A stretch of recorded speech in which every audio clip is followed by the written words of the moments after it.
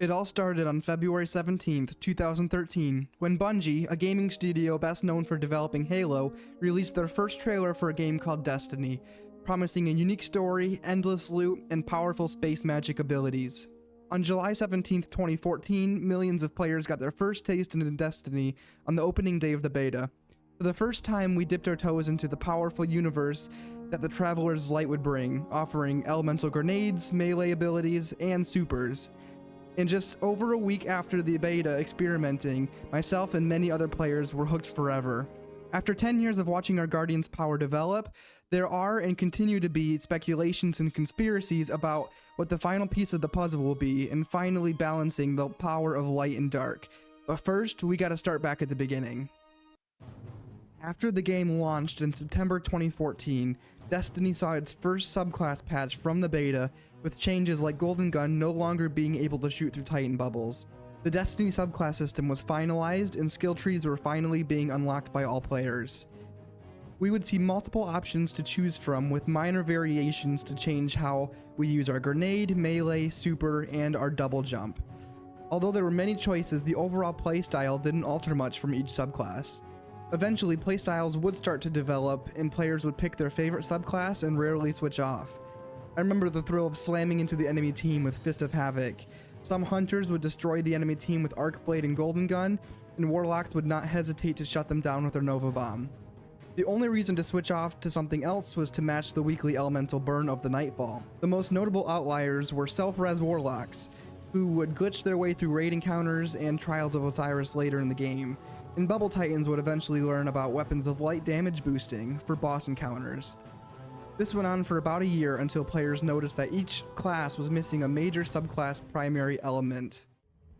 The first major update to Destiny's subclasses came in the Taken King update in September 2015, where the elemental trifecta was fulfilled.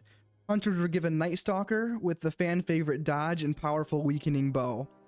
Warlocks were given Stormcaller to float around the Crucible like Emperor Palpatine, and Titans were given arguably the best subclass in the game with Sunbreaker to throw exploding hammers and leave nothing standing. This change felt like a breath of fresh air for players and offered fun missions to obtain this new power. In the Destiny formula, it was finally complete going into the anticipated sequel, Destiny 2. People often look back at Destiny with a sense of nostalgia as a successful formula of gaining power, loot, and some overall great memories. In September 2017, our Guardian at its peak of power, success, and accomplishment would fall to a completely powerless state, void of the light and distant from the Traveler.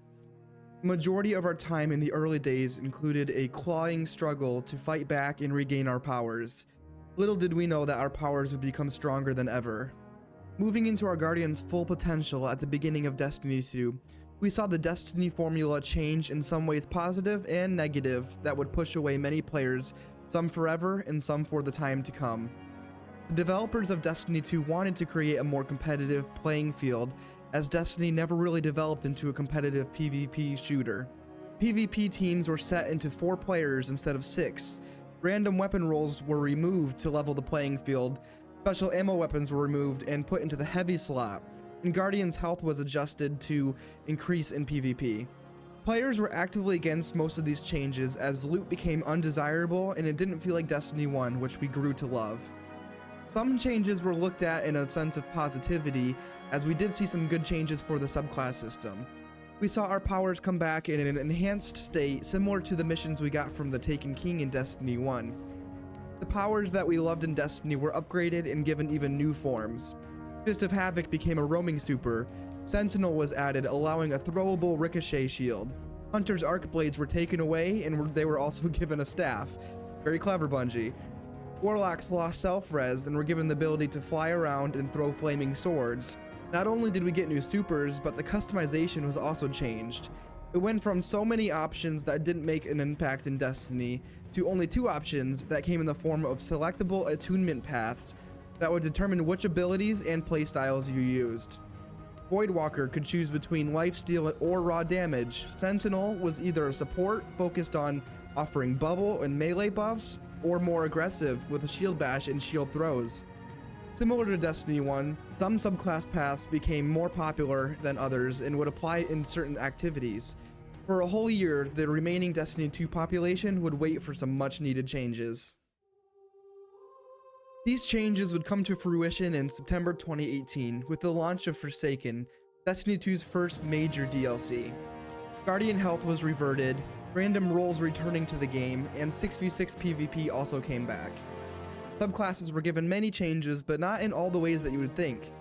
First of all, our third subclasses were given to us again in the form of Stormbreaker, Nightstalker, and Sunbreaker, completing the Destiny Trinity, and I'm not always sure why they waited to release those either. Also, all 9 subclasses were given a third and final skill tree to provide more playstyle options. We also got all new supers for the new subclasses and our existing subclasses. Standouts arose in PvE, first of all including Well of Radiance, an absolutely busted rift that would grant bonus damage and also make you practically invincible. In healing grenades, the first utility grenade that didn't deal any damage. Banner Shield to offer defensive support in Nightfalls. Tether for orb generation and overall boss debuffing. And more single-use damage supers like Thunder Crash, Blade Barrage, and Chaos Reach. People would also terrorize the Crucible with Nova Warp, effortlessly teleporting around and killing everyone around corners. Not to mention one-shot handheld supernova grenades. Hunters would live out their invisible ninja assassin fantasies with spectral blades, and the meta would ultimately become even more defined and overpowered with the addition of new exotics that completely broke these subclasses. I remember the rarity bringing me back to the days of Destiny 1, where the rich, lucky players ruled the game. Shards of Galanor, the hunter exotic, would practically give you infinite blade barrages back-to-back in PvP and PvE, and Ursa Furiosa would do the same thing, giving you back sentinel shields. Lunafaction boots would instantly reload all weapons and give free raid kills for all bosses. Supers have never been more powerful, and I even remember the thrill of boss melting in Gambit. Oh, how far we have fallen as a Destiny community. The only thing that could stop us now is not even Riven or Aldrin Sov, but the nerfs that would soon follow and bring us back in line. Forsaken, even though broken in many ways, will always be looked back at fondly as one of the best times in Destiny 2 on the timeline. This system would be set in place for about 2 years, and everything changed in November 2020. I am a part-time YouTuber, and this video took a lot of editing work, so if you do want to support the video or the channel, hit that like and that subscribe. I appreciate your support. Thanks! Destiny 2 Beyond Light might be the first time we've ever questioned our Guardians' choices in their experimentation with the darkness. At this point, we have fought to defend the light and always oppose the darkness. Sometimes the story still confuses me and the balance of all that, but I'm not getting to that right now. As we unlock this new side of ourselves, we are introduced to the first ever new element in Destiny with Stasis. Each class is given a brand new subclass with a new super, grenades, melees, and movement abilities. Not only this, but they also released the latest system including aspects and fragments, no more selectable skill paths. At this time, it seemed very confusing and not as simple as selecting one tree and doing what it says, but it did have unique slides, ice-shattering dives, and could even create ice turrets to fight alongside us. It didn't take long for the Crucible to be absolutely broken again. Hunters abused this new tech with the no-skill insta-kill combo of Glacier Grenades mixed with Shatter Dive. There was no counter for it, and it seemed like an instant death sentence in Trials. Warlocks would also constantly throw Cold Snap Grenades that would freeze you for what felt like 30 minutes. If you can guess my main by the end of this video, you can eat some crayons with me. It is unfortunate, but I did put more hours into this season of Destiny than any other season in the game. I even got one of my best clips using Behemoth in PvP where I did get 10 kills with just one super. Bungie did work day and night to make changes and even created exotics completely just to reduce the amount of time it would take for you to stay frozen. But the damage felt like it was already done. Overall, the new system did work pretty well, and builds were really starting to diversify with more options. In February 2022, one day before my 21st birthday, the Witch Queen DLC was released. And with that, Void 3.0 was introduced, updating all 3 Void subclasses to the aspect and fragment system just like Stasis. In the same way, a bunch of variety in builds started to occur. I remember watching my first true build video utilizing Void 3.0 with infinite abilities and Heart of Inmost Light on Titan, which was mind-blowingly strong at the time. The Destiny that we were learning was starting to finally make sense. Terms like Void Overshield, Devour, and Invisibility started to become more normalized in conversations. and we can see the direction that Bungie was heading in. 3 months later, in May 2022, Bungie gave Solar the Void treatment and introduced Solar 3.0. Solar 3.0 had some fan-favorite builds and features that were, in some ways, the strongest Guardians have ever seen.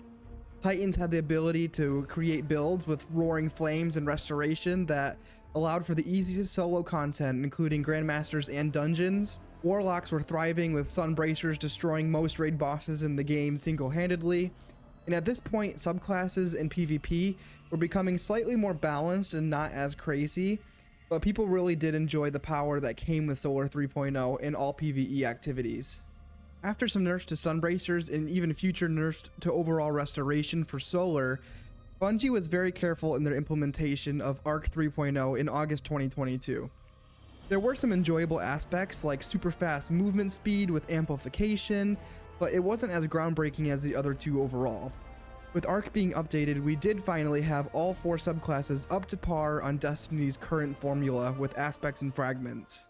We would see our second and possibly final Darkness subclass in February 2023 with the release of Lightfall and Destiny's 5th element, Strand. Similar to Stasis, Bungie really cooked with their Strand subclasses overall. Titans really did say, hold my fist while punching Vandals and regenerating health at the speed of sound. Hunters threw away their Assassin's Creed Void build and became Spider-Man that would swing across Javelin 4 to shotgun you in Walla fashion. And Warlocks were just oddly obsessed with worms. Everyone genuinely did love the movement abilities and suspending overpoweredness that Strand brought, and tons of builds were created with some of the new exotic weapons as well. Overall, Strand did bring a huge variety of options in terms of playstyle, and Strand and Solar builds would remain top dogs in most activities for over a year until Bungie decided to finally shake things up one last time. June 2024, everything we had fought for, died for, resurrected for, and died again for has been put in jeopardy by a thin balloon-headed man coming to give the universe the pre-nerfed Stasis treatment. Now that our Guardian has fully invested themselves to the full color spectrum, it was time to use pink, otherwise known as Prismatic. If we didn't think we could get any more powerful, then we were stupid all along. With the release of the Prismatic subclass, we can now pull powerful space magic from any previous subclass you want. Aspects, fragments, and abilities were presented by all 5 elemental subclasses. The gameplay trailer alone created endless theories and questions about the lore before its release. With Prismatic, you can also be a Transcendence and use a new, even more powerful grenade ability. Honorable mentions for popular builds include anything that uses Consecration in PvE, anything that uses Shadow Clones in PvP, and Warlocks were still vibing, holding on to their Well of Radiance as long as they can. This documentary is getting a lot less serious if you couldn't tell already. The extra damage that Transcendence provides even makes it possible to solo the Witness raid boss. The ultimate build crafting occurs when you add an exotic class item that combines 2 exotic perks into 1 piece of armor. Prismatic is still strong today, and myself and many other content creators are still making new Prismatic builds every day. I personally still think that Bungie should rotate all of the offered abilities, aspects, and fragments every season just like they do with artifact mods. Like imagine Banner of War and Roaring Flames coming together in one season. Tell me your thoughts below and if you would change anything about Prismatic. And now that we have access to 3 light subclasses, 2 darkness subclasses, and Prismatic, players all over the world would assume it's the right thing to do that we get our final darkness subclass. And also that would achieve Bungie's favorite number of 7, and this would finally equalize light and dark in our Guardian's abilities. First of all, let's look at what we know about the 7th elemental subclass, then we will look at all of the possible new darkness subclasses and what is most likely to happen. Back in July 2023, people saw a leaked photo from a quote-unquote test server showing in-game gameplay that had a new subclass logo and a red-colored Warlock melee ability. Bungie did say that this was not a new subclass and that it was a test account. It may be a mistake they wanted to cover up, or it may have been a true leak with potential. Bungie has said before, quote, "It's always extremely difficult when our team's hard work is leaked early, but we are still excited for everyone to experience the full release," when talking about a final shape leak. And another new conspiracy has risen up in regards to videos like Lucky 10Ps showing mysterious stones in the helm that seem to resemble our 6 current subclasses and an additional new one. Some say that the red one on the right resembles a new unnamed red subclass. Some say that red one refers to solar, and that the one on the left that is yellow refers to resonance, which is a lore-heavy dark element used by Ralk and other followers of the Witness.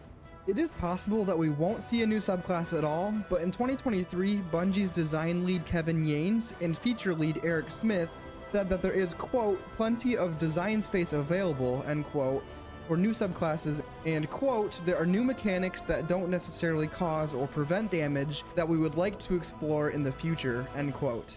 So it seems to me more likely than not that we are going to see a 7th subclass.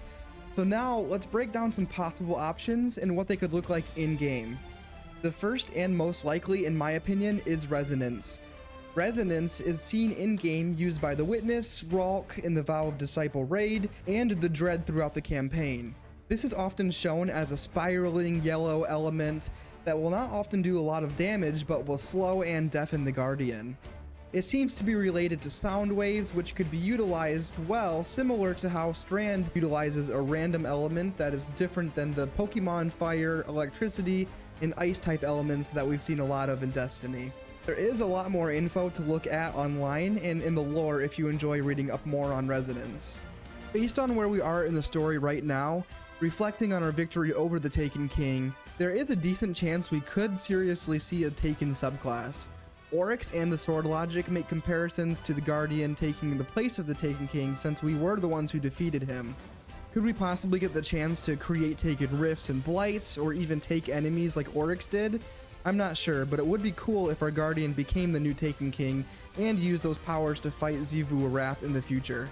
The third most likely option, in my opinion, is a nightmare-themed subclass. We were first exposed to nightmares in the Shadowkeep DLC, and they always seem to be a dark, red, ominous creature. They also started appearing a lot in Season of Arrivals, which was all about teasing the return of the Witness and Darkness. Nightmares are twisted illusions based on Guardian's fears and memories. They attacked Zavala and Crow throughout the Season of the Haunted as well. This does fit the look and feel of a Red Darkness subclass pretty well, and could have some cool abilities. I think of something similar to self-res, but instead you could resurrect defeated enemies and they would fight for you on the battlefield, or even being able to resurrect fallen allies in PvP. Or maybe other options, like ways we could torment our enemies, making them more sporadic.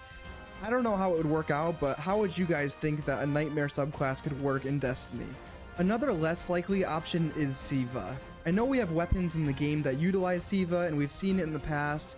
I say less likely, as Bungie did state that Siva will not be returning as a large part of the game, and the Cloud Striders of Neomuna also already use a very similar, more advanced, stable form of nanotechnology. It's not out of the question, and I know visually it would be really cool inside the game, but I think the other options are more likely. Another very unlikely option that could be cool is a subclass based around poison, just like the Thorn, Osteostriga, and Necrotic Grips. The lore around these items connects well to darkness and corruption, and could even tie into the Hive-based storyline similar to Osteostriga. I assume that this type of greenish-yellow subclass would have poisonous features, could be including things like mustard gas, corrosive, or radioactive type elements. How would you guys implement a poison-based subclass in Destiny? Overall, Destiny subclasses have evolved and developed over the years to reflect the inner powers and tensions of our Guardians. They've become an identity for so many players over the years, and it's really fun to reflect over all the changes and powerful attributes that we have learned and will always continue to learn. What does the future have in store for Destiny 2 subclasses, and what would you like to see added or changed in the updates to come? Thank you so much for sticking it out to the end of the video. I've done my best to link names of any content I used in the description. If I missed anything in the timeline, let me know in the comment section, and don't forget to stay blessed. See ya.